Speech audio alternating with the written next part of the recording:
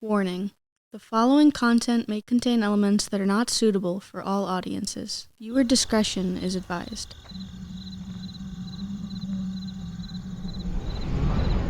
I did go and tell my teacher what had happened.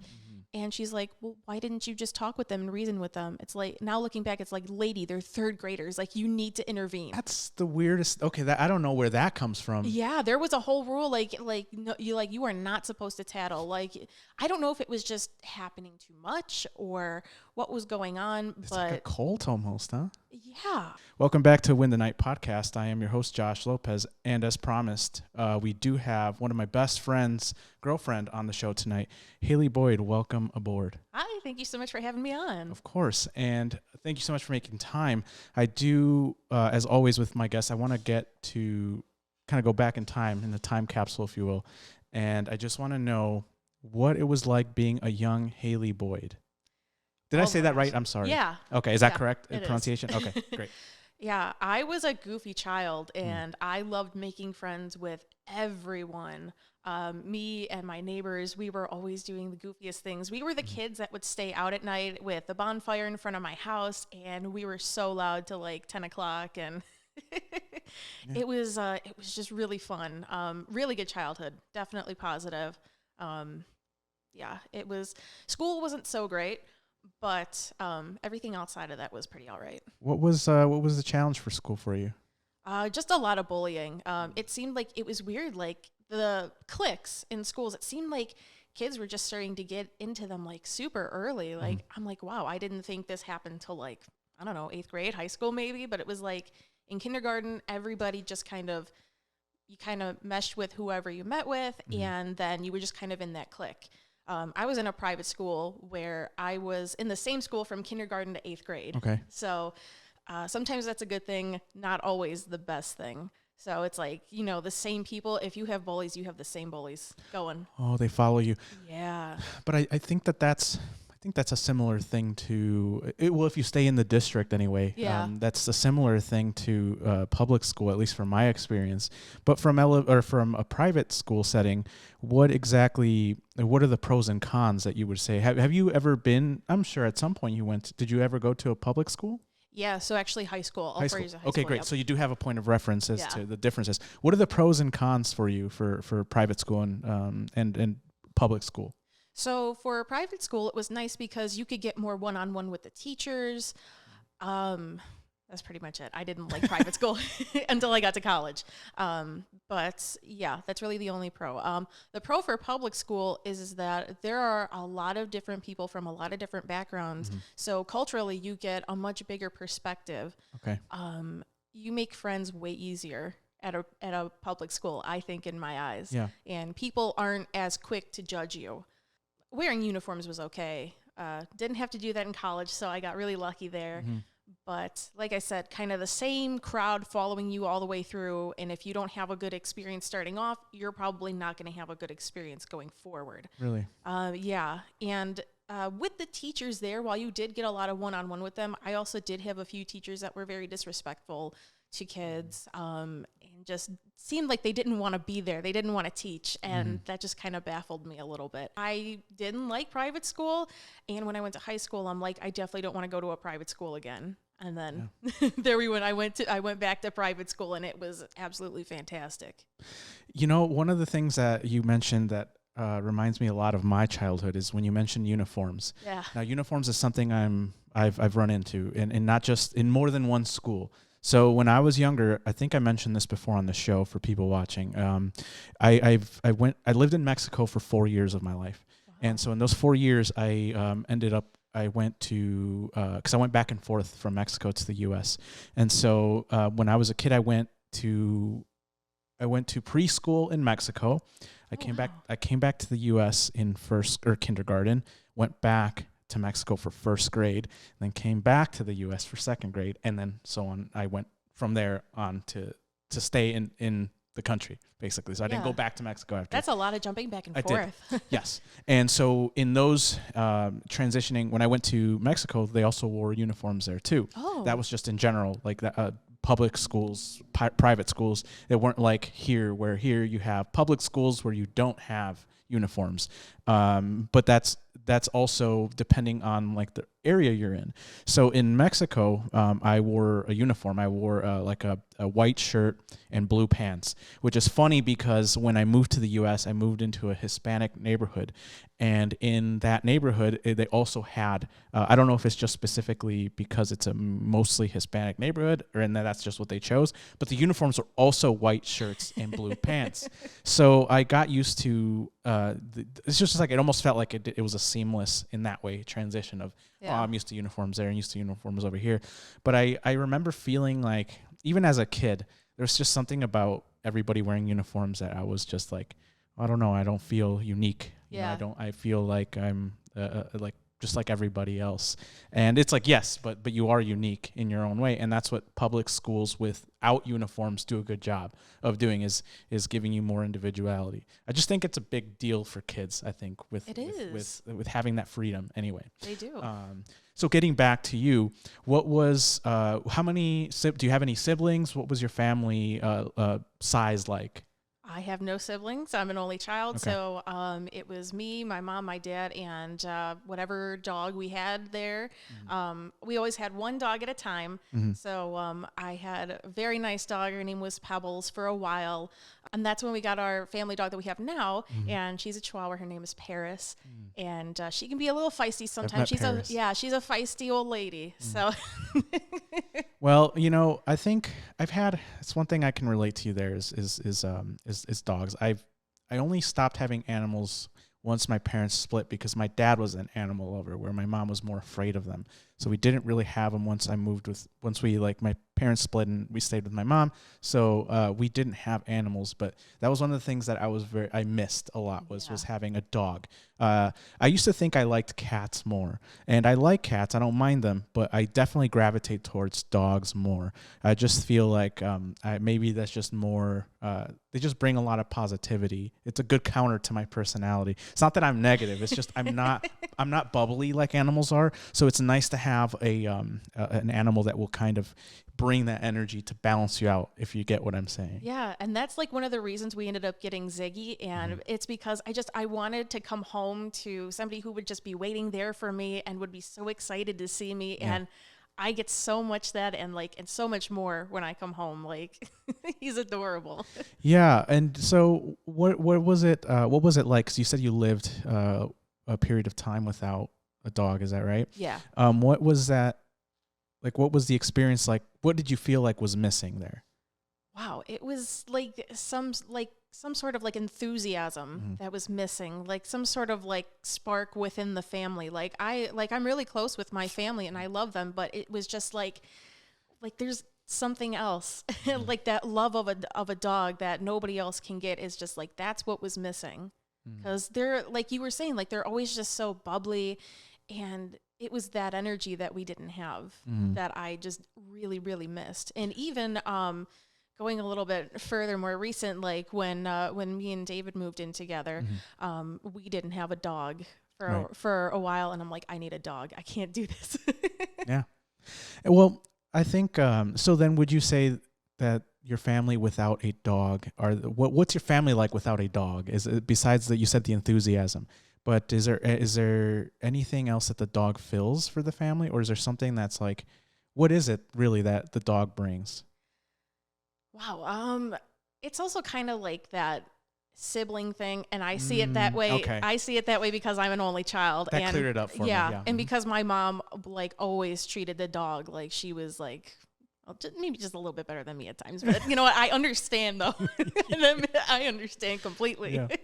No, that makes perfect sense. Of course, they're a sibling, so they bring. It's like you have a sibling like a to friend, play with, yeah. someone to play with, Someone right? to play with, a friend, yeah. Yes. Okay, that makes perfect sense. I don't know why that's something that didn't dawn on me right away. I was like, well, what exactly? But that makes perfect sense.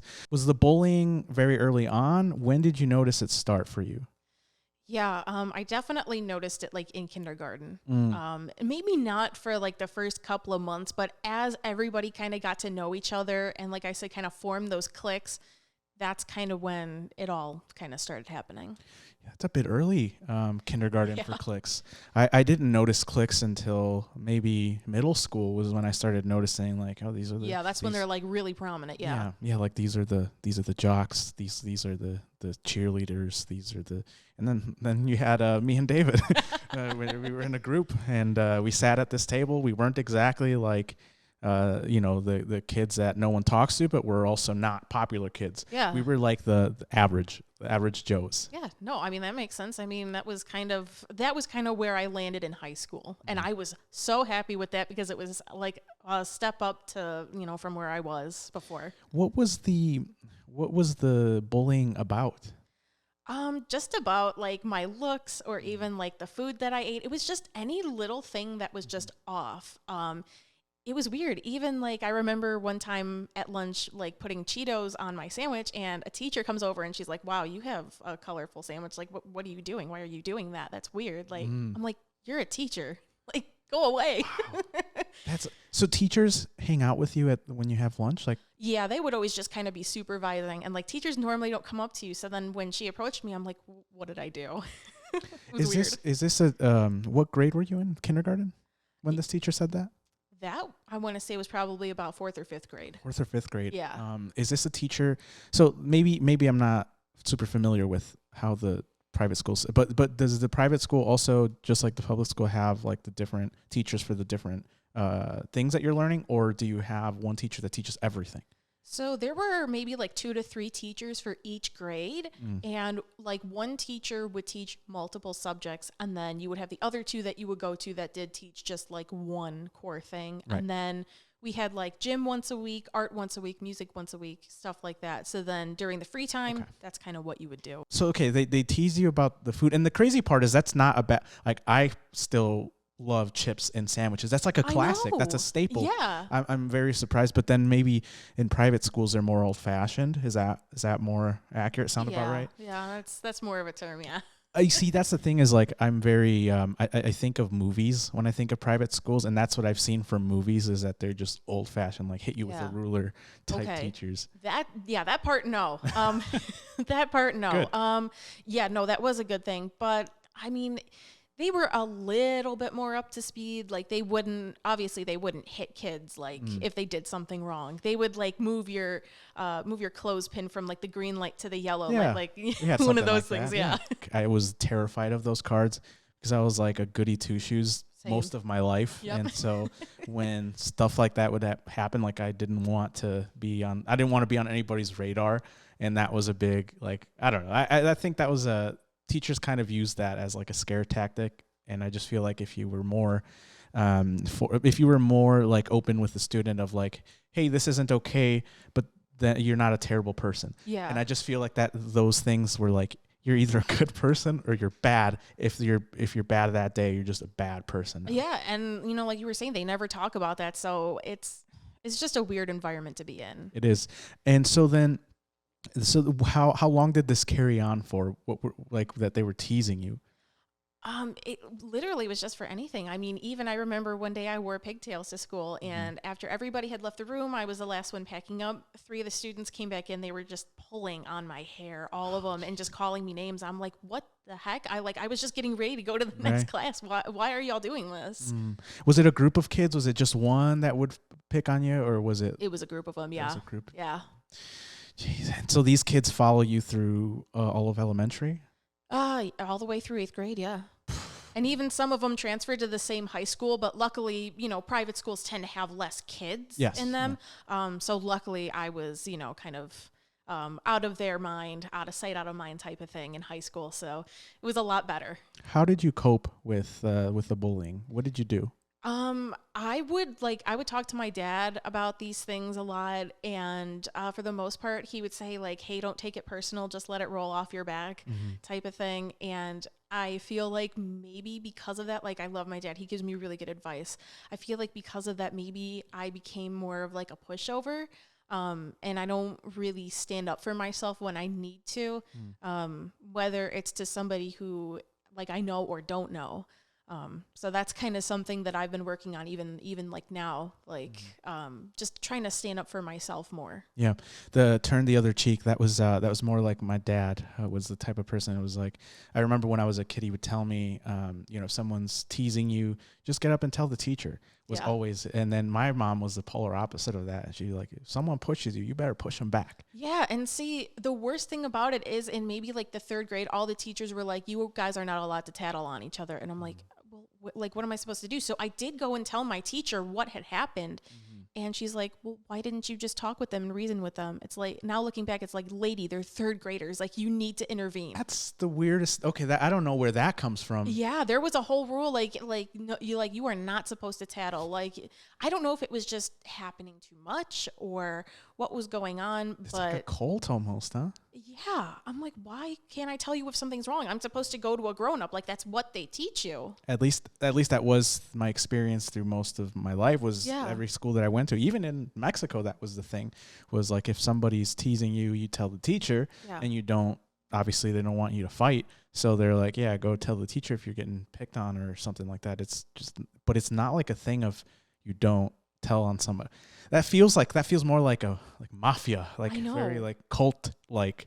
Yeah, and it's weird, and it's like ever since that started happening, that's when I noticed a bigger change in my personality more so. I definitely became more quiet, more private to myself, and the very few friends that I did have, which obviously it's quality over quantity, and I love them. So, and I definitely noticed, definitely became a little quieter.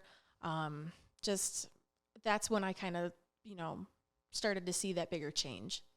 And so then we fast forward to what was the transition like from private school to I imagine it was high school when you went to public school, right? Yeah. What was that transition like for you? It was a little scary because I remember getting the paperwork from the high school and they were saying, oh, like the canines are going to search your lockers from time to time. And I'm like, what? Like people bring drugs. Like I had never had any of those experiences back in private school. And I know that they were like super strict, like no locks on the lockers. Anybody can just open them up, any one of them at any time. So when they were sending me all of like the police stuff and all of the tests and stuff we had to do, I'm like, oh my gosh, this is going to be a really bad school. Like this school is going to have a really bad reputation and I'm going to have to try to protect myself at all times, which obviously that was not the case. But there have been instances. There was one big instance when I was there that we all kind of, went on lockdown and everything. And there have been a few since I have graduated from there. So, I mean, it does still have a decent reputation though. So it's not all bad. just to give you an insight, that feels typical for high school because that was the same thing for what I experienced was the dogs searching the lockers, and we had more than one lockdown for kids that would bring stuff that they weren't supposed to have, and somebody told on them, and then all of a sudden the whole school shut down.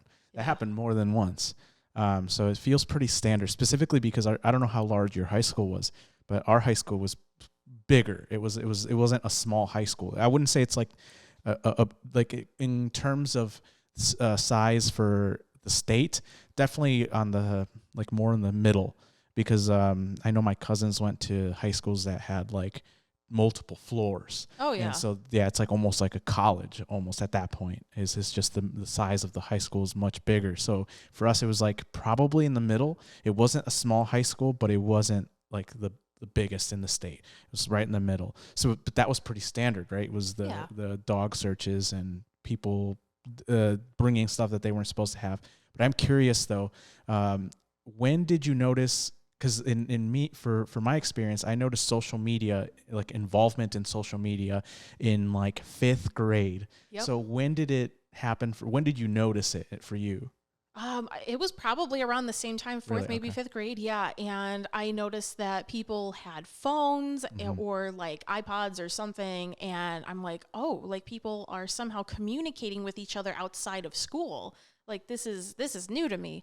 And I had to beg my parents to get me an email address. Like, it took me a while to get a phone. I didn't get one till I graduated 8th grade.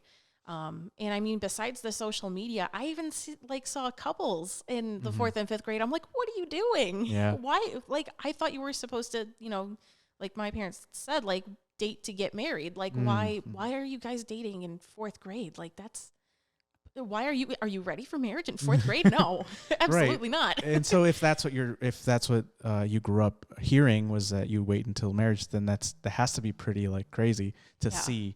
It's like, oh, you're getting married, and seeing that as a kid. But I am curious then, what was your first phone, first of all? It was an iPhone 5. Was the first one. So I know I'm a little bit younger than your friend group. But yeah, that was the iPhone 5 in the 8th grade, and I never had any of those Blackberries or even a flip phone for emergencies. That's specifically why I was asking. Yes. Yeah. So you are a few years behind us. But I'll tell you, my first phone was one of those. It's like a Sidekick. I don't know if you've ever seen one of them, but it's not. It wasn't a Sidekick. But it's like one. It's like a slider phone that you slide up, and then you have a keyboard. I thought it was like the coolest thing ever. And to be honest, it's pretty durable. It was a pretty durable phone. But yeah, that was my first phone. Was a slider phone, and I thought it was the coolest thing with the little keyboard. And so the iPhone was a popular phone. I think they were at the iPhone 3. When I was in middle school, because that's when everybody started getting it, was around middle school. So that must have been the iPhone 3, and I wasn't going to get no iPhone 3, I'll tell you that. Those things are they're still super expensive, but even then they were very expensive. I don't think the price range has changed for them since they came out, in terms of like they're about at least $1,000, and that was the case when they came out. So $1,000 was a lot of money then, and it's still a lot of money now. So, but it was even more then, right? And so when that phone came out, I was like, I don't think I'll ever have that phone, or at least not for many years to come. And I didn't get it till the 5. Oh, no kidding. Till I got the 5, and that was when I was near the end of high school. I think that was my senior year. Okay, yeah. I know that when I got it, it wasn't like super top of the line. It was just like, it was more so of like a graduation present from my parents. And they're like, we realize that that kids have had phones for a while now. They've been on social media for a while, and you feel left out. And that's another thing kids kind of were just making fun of me for, that I didn't have a phone. I didn't have social media. So when I got that, it was like freedom. So what was the... right, that was one of the things that they were teasing you about. So then, when did you first get social media? Yeah, it was when I got my first phone. Yeah. What was that experience like when you first logged on? It was weird. Like, I was really excited at first, because I'm like, wow, like I can talk to all of these people from even different countries. They speak different languages. And it was weird because as soon as I got on social media, everybody from my school wanted to be my friend on social media. And I'm like, heck no, absolutely not. We're not doing this. What did you get first? What social media? I want to say it was Instagram, because I remember I have never cleaned out my Instagram account like some people do. And so if you go all the way back on my account, like you can see like even my first posts, like when I first joined. Yeah. If you had to look back then versus now, how has your perspective on social media changed or stayed the same? I'm definitely a lot more careful on social media. Like, I remember when I first started posting, I would post about all of my feelings, everything that I was doing, everywhere that I was going. But now that I know more about like the cookies from like different websites and how your phone can track you and all the intricate settings, now I don't post about, what I'm feeling. I don't post all the time about where I'm at. I'm more careful with the information that I put out there. That's something that I think a lot of people struggle with, adapting from sharing everything. Because almost like, I'll tell you, I fell into that of like the social media was like a diary for me. And I was writing about like things that upset me that day, and, just ranting. I would rant a lot on social media because, again, it was like my diary. I didn't have a healthy outlet to when I was upset. And so that was how I used social media. I think that's something that people, like I said, can use the knowledge of, okay, what's all going into this before I post, right? Yep. And so did you do that research? When did you first start like looking into that of like, oh, there's all this stuff that they're tracking you with? So my parents were always really, really strict, and they didn't really know too much about the internet and phones and social media. Like, I didn't get them to join till I was maybe in college. So, um, my dad, like, he still doesn't like social media. He's under a fake name on some social media sites. So he was always the one who told me, like, hey, like, don't, like, I know we're going here and you're really excited about it, but like, don't post because you don't want anybody like saying, oh, they're over at this event now, we can go over to the house and rob it, like, because they know you're not home. And so I kind of learned it from him, and even like my dad's just like, don't talk to people that you don't know. They might not be who they say they are, and obviously we know this to be very true. Yeah. What was your relationship like with your parents growing up, and how has it changed?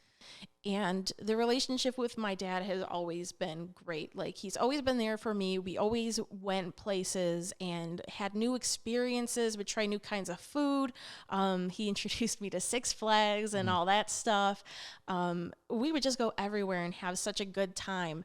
And he didn't necessarily look at me as I was a child. He almost kind of looked at me like I was his equal, and he would always just teach me these new things. And I'm like, even today, I'm like, there's not a question I can't ask that'll stump him. Everything that I needed to know, like, I went and asked him, and somehow he just knew it.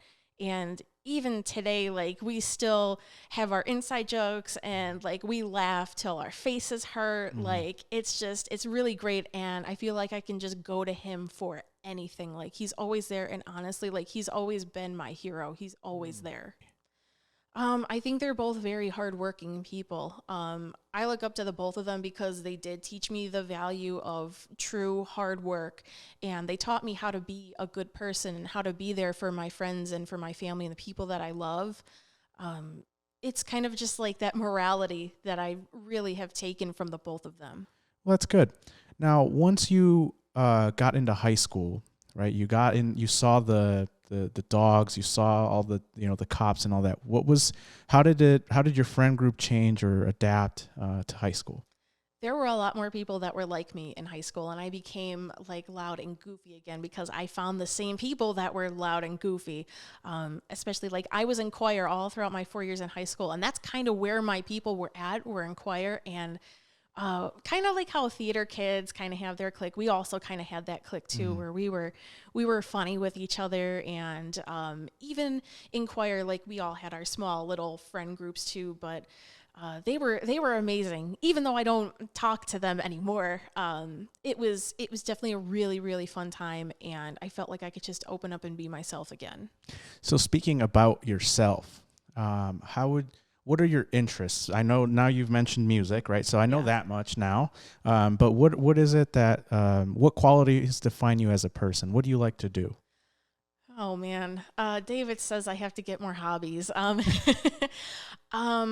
I really do like to pick up an instrument once in a while just because I miss it. Like, I used to play guitar and ukulele on a regular basis, and I still even love to come to those and relearn those songs because I feel like I can connect more with the music that I absolutely love if I can play along with it. It just gives it a different feeling. So I really do enjoy that, and love like building the Legos, which I didn't get into until I got older. So I missed out on a lot. So you're catching up. Yeah, I am. Finally. Okay. Well, good. There's never a wrong time for catching up. And so I'll tell you, like, I didn't have much of a childhood either, so I didn't really get to experience all that stuff. So trust me that I'm at almost 30 years old still catching up. I don't think there's ever a wrong time for that to catch up, especially if you didn't get to experience it. A lot of the fun stuff that kids got to do when they were young. What kind of music do you listen to? I love classic rock and progressive rock. Those are like two that I'm like super kind of into at the moment. And there is one boy band that I really like, Big Time Rush. So, and I always promise David, I'm like, I won't listen to Big Time Rush when you're around. Okay. Like, you're safe from that. Yeah, I can hear David cringing. He's here on set for those who don't know about it. But yeah, he's offset screaming in the background. Because but Big Time, well, I'll tell you, I like, there are songs that I like by like NSYNC, and there are songs of Backstreet Boys that I remember my older sister used to listen to all the time.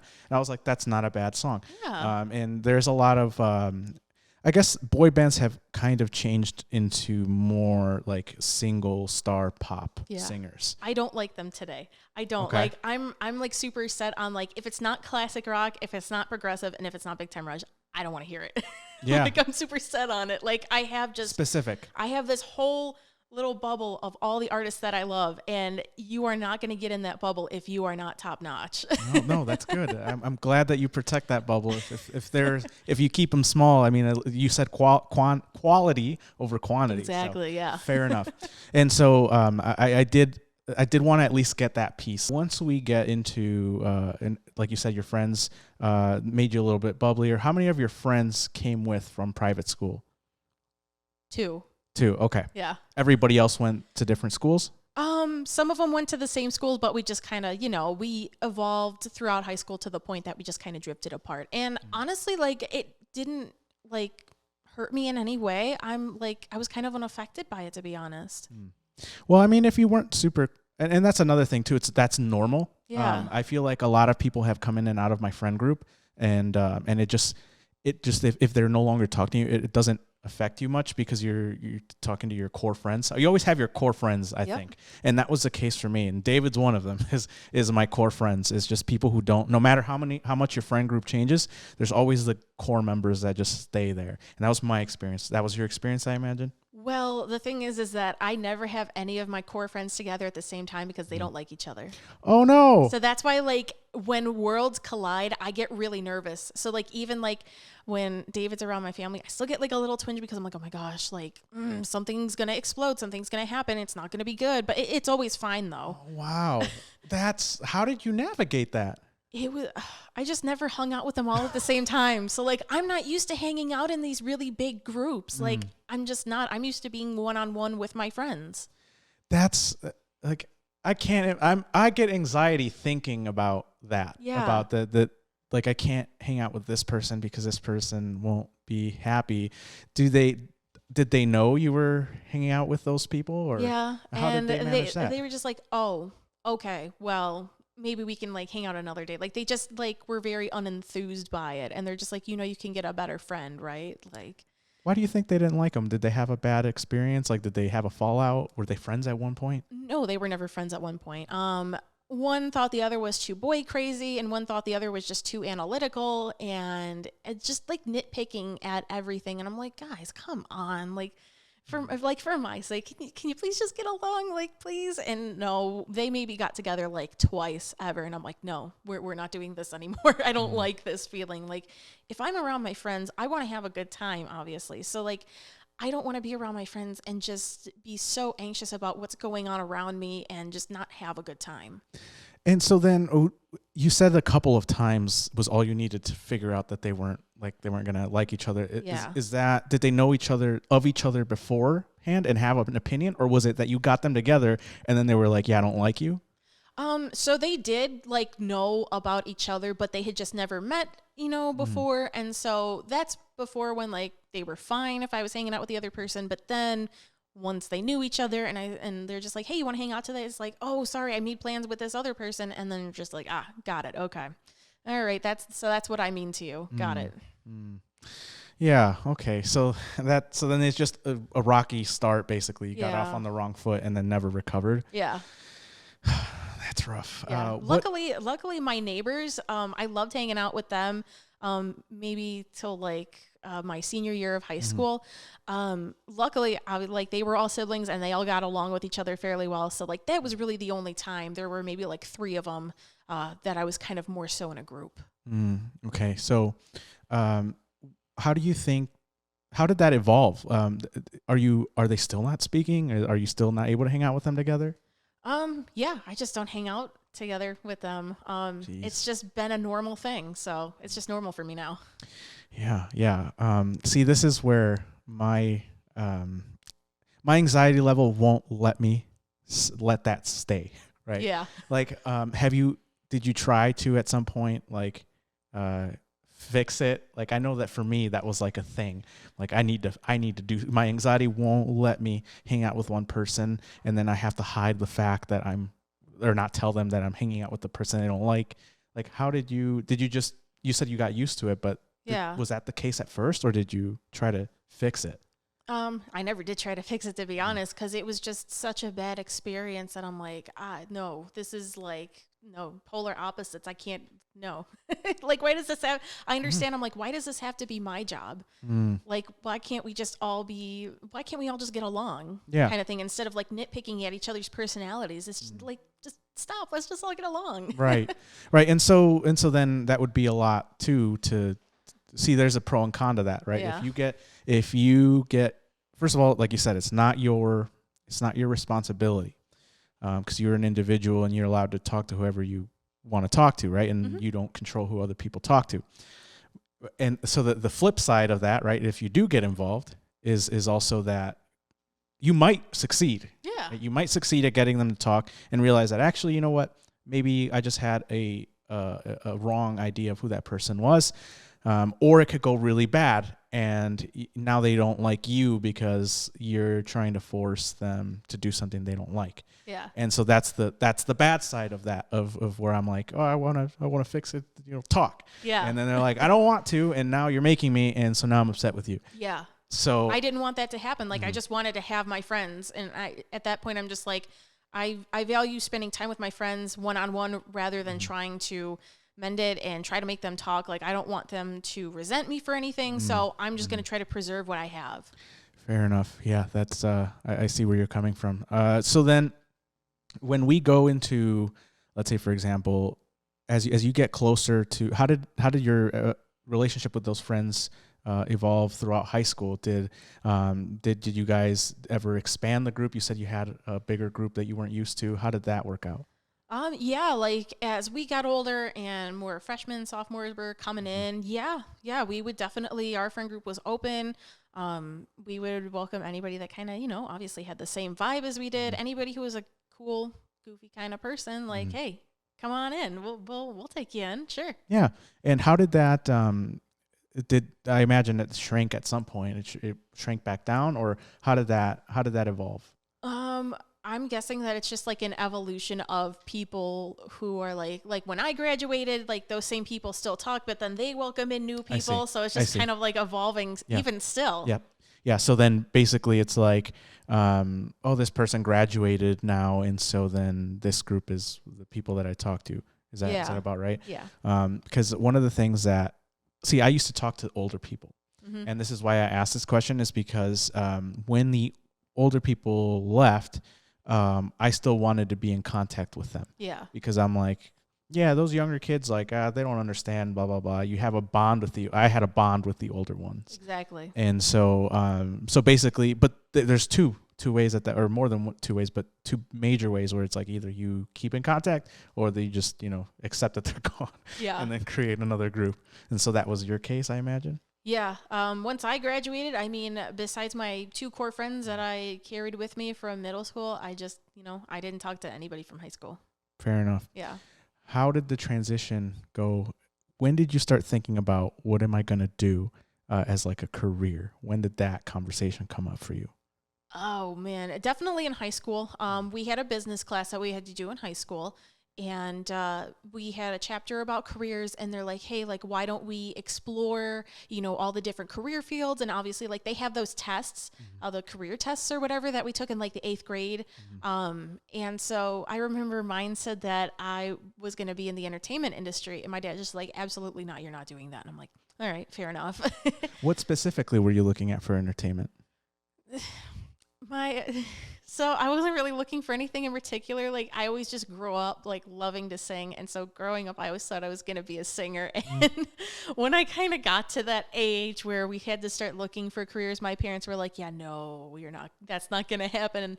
And obviously then I was devastated, but now looking back, I'm like, yeah, that was a good call. Did you ever think about American Idol? I know I have some friends, one producer on set who was going to try out for that. Did you ever think about that?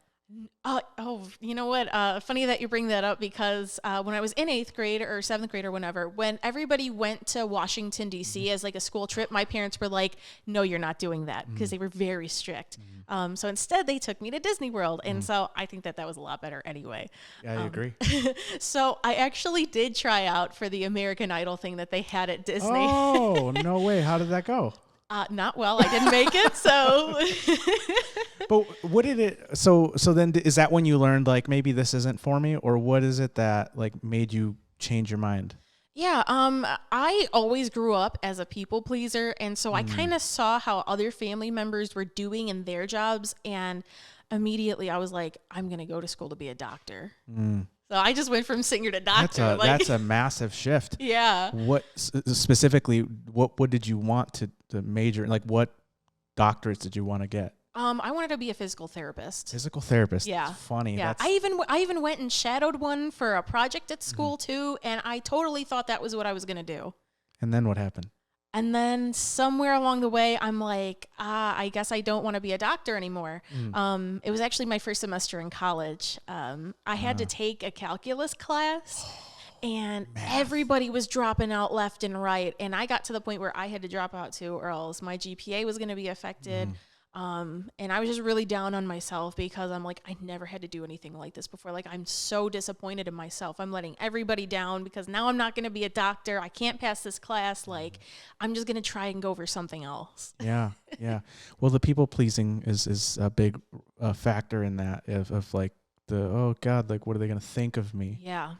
So when you what ultimately, because you were in high school when you thought about doctors, right, being a doctor, and so then you tried it out, you went to college, was there anything else that you had in mind, or how did the shift happen? Yeah, so I just remember thinking back to like my English classes in high school, and I'm like, wow, I really enjoyed those, and I love writing. Like, maybe I could be a high school English teacher. Like, I love all the poetry assignments, like just all the creative things that these teachers came up with. I'm like, I want to do that. And I actually did go to school for that for like 2.5 years. Okay. So I spent a good chunk of time. No, you did studying that. 2 years. 2 years is quite a while. Yeah. What was like the breaking point?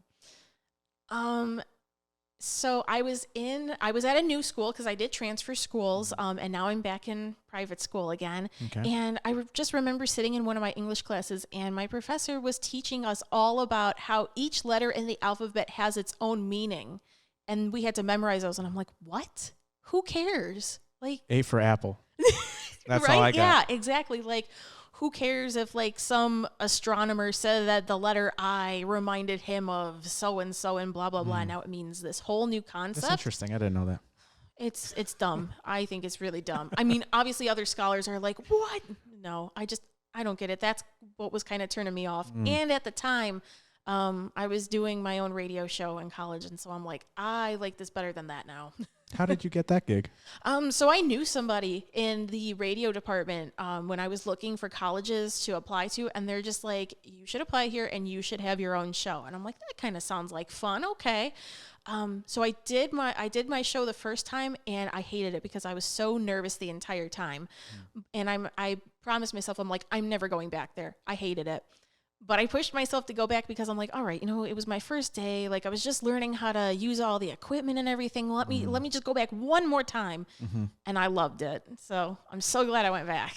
So then do you get complete creative control over what content is on? Yeah. Really? And I definitely did not take that for granted because I knew that once I graduated, I would never have that creative control again.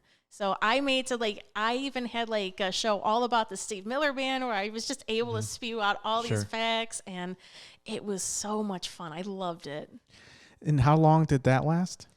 So I had a radio show for 3 years. That's a long time. Yeah. Wow. I loved it.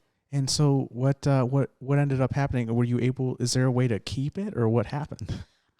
So once in a while they have these days where alumni can come back and they can actually sign up to do shows. So since then I have been back a couple of times and I've done shows there, and it feels like I'm back home again. Is it like I imagine you get your own frequency and then like people can just tune in their cars. Yeah, in their cars, and we're on iHeartRadio too. Like you could stream us from all around the world. That's nuts to think about. Yeah. And so then 3 years go by, and is that when, what made you decide to get into radio? Because as I kind of spoiled it, but you're into radio now. But Yeah. What made you get into that? I just loved like the camaraderie of everybody. Like you have to work as a team to make sure everything goes right. And I definitely like the radio side more than the TV side of things, just because while we were kind of forced, to do both sides of the curriculum, I was just never really the best, like on camera. If I knew, like if something was live and a bunch of people were watching, I'm like, oh my gosh, I can't screw this up. It just made me really nervous. And we even did like newscasts every week too, and I was behind the scenes doing the audio and the commercials and everything. There was just something about radio that felt like really personal, just like reaching out to the audience on the air. Even if you were behind the scenes, like you can still be in contact with your listeners, whether they call in or they can text in, just stuff like that. It just felt more personal. You're part of people's day. Yeah. And so like people are going to work and they might be, unfortunately, I'm not one of those people anymore. I used to listen to the radio more. But I think that there's still a big audience of people who still tune into the radio for traffic and for weather, and some people tune in for I know I'm guilty of this. I've done this before, and so now I'm just laughing at myself because I used to really enjoy the on Kiss FM. They used to have or they probably still do. People call in about like, oh, I went on a date with this person, and oh my gosh, yeah. And then they never called me back, and they're just the worst. And then they find out that the person who's calling actually did something pretty egregious too, to have them be ignored. And so it's like, so that's not so. Anyway, so that it's pretty personal in that way of like people listen in for weather, for traffic, for they just want to hear other people's business drama. Yeah, exactly. There's so many facets to radio, and so I guess like one of the things that I'm curious about, what's the good, the bad, and the ugly about working at radio? So the good is that you get to work with a lot of cool people. I've gotten to meet some really cool celebrities, both in person and on the phone and on Zoom. You have access to a bunch of really cool equipment, kind of like all the state-of-the-art equipment.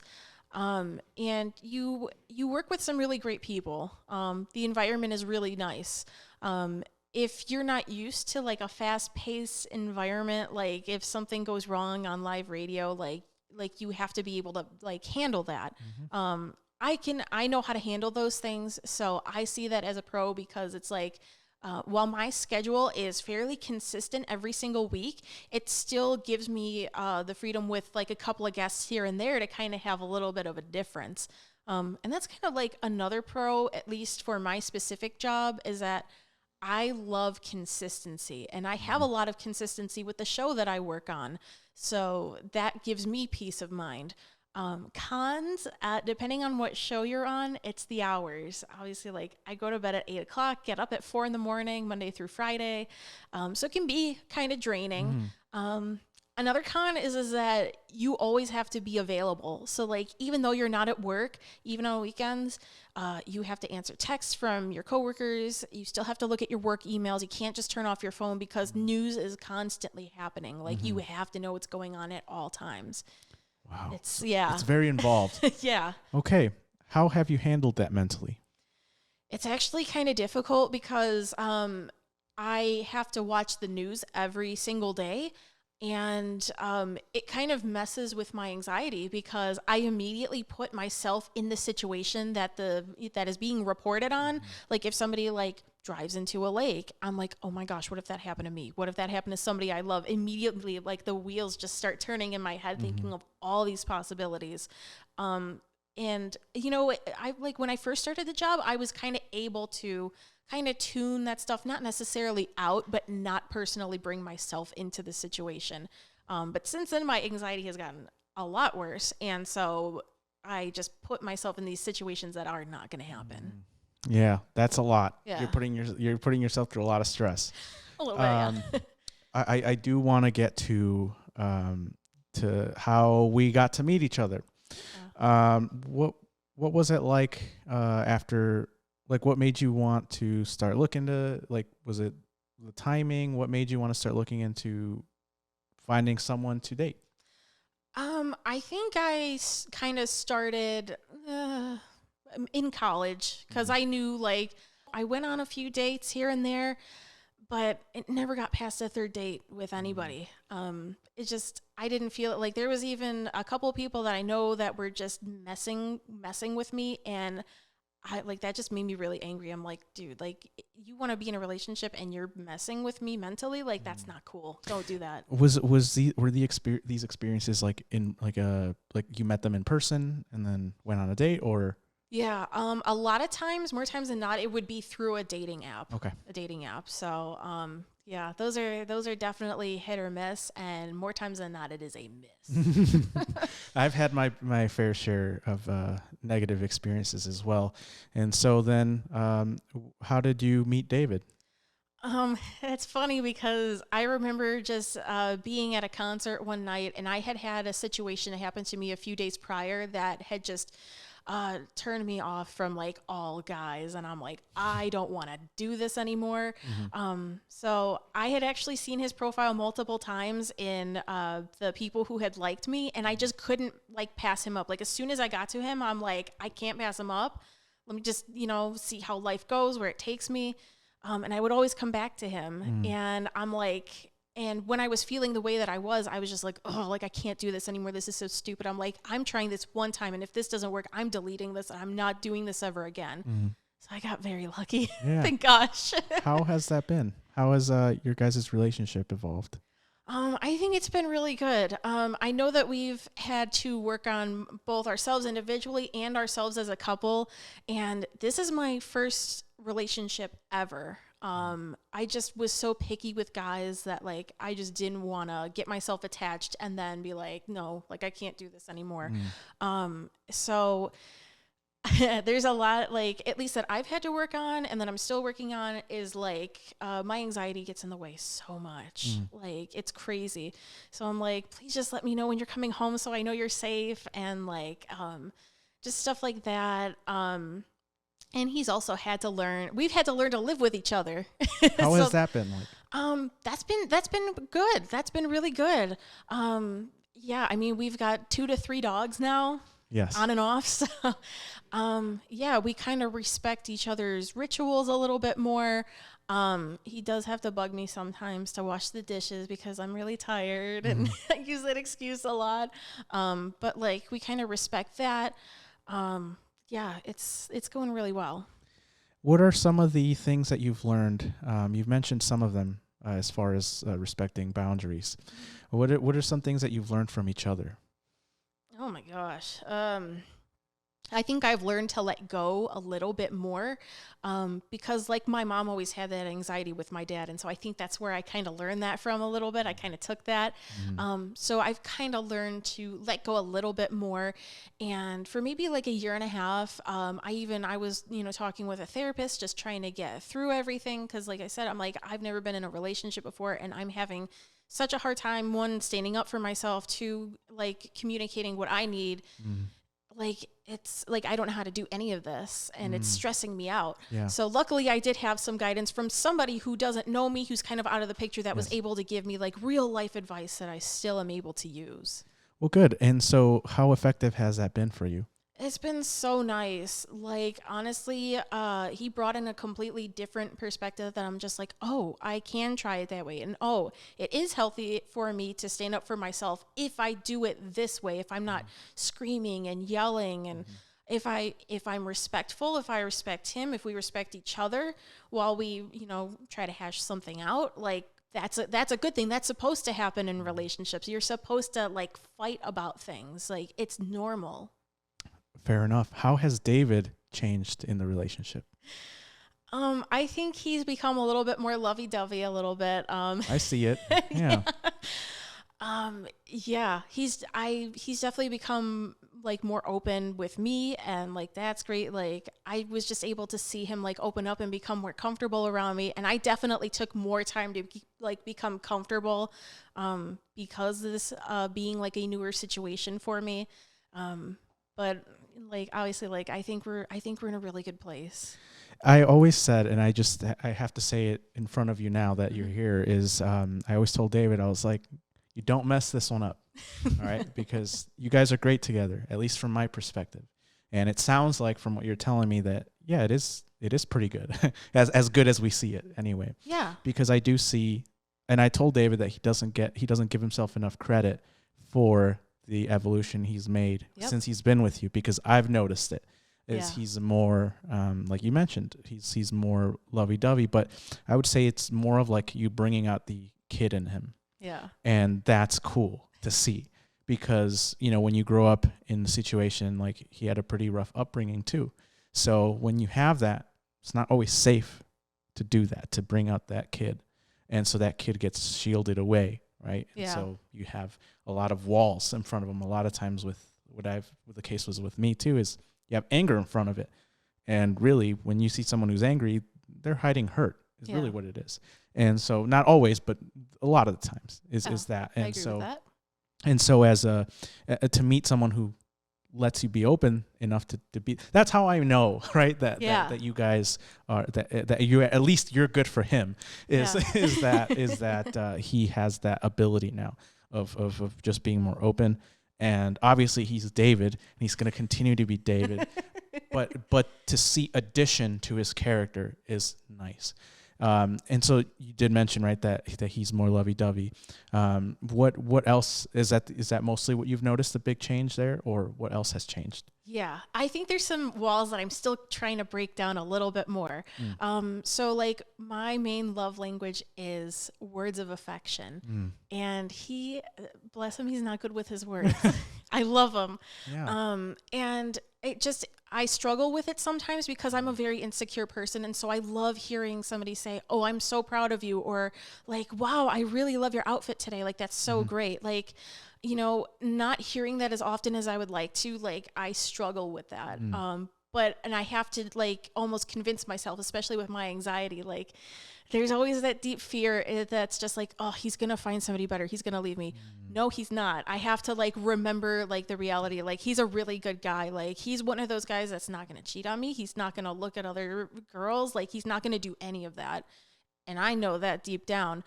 But my anxiety just almost has like a mind of its own where it's just like, no, that's going to happen. And I'm like, no.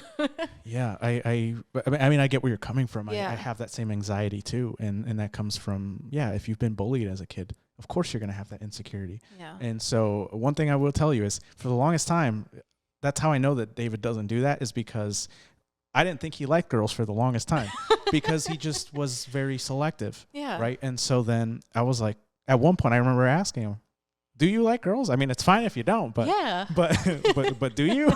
And he was like, yeah. And we kind of had to force it out of him of like who like he had a crush on, because again, super selective, and that's fine. There's nothing wrong with that. And so the good thing is that also means that's the pro of being selective, is that he's not going to do that. Exactly. And that's what gives me like the most comfort that I could get. Like, I know he's not going to go off and do those things. Like, I can trust him wherever he goes. Like, I trust him being with you guys. Like, I can be at ease and relax. But even another really big fear that I have is that my biggest fear ever is that people are just going to like forget about me.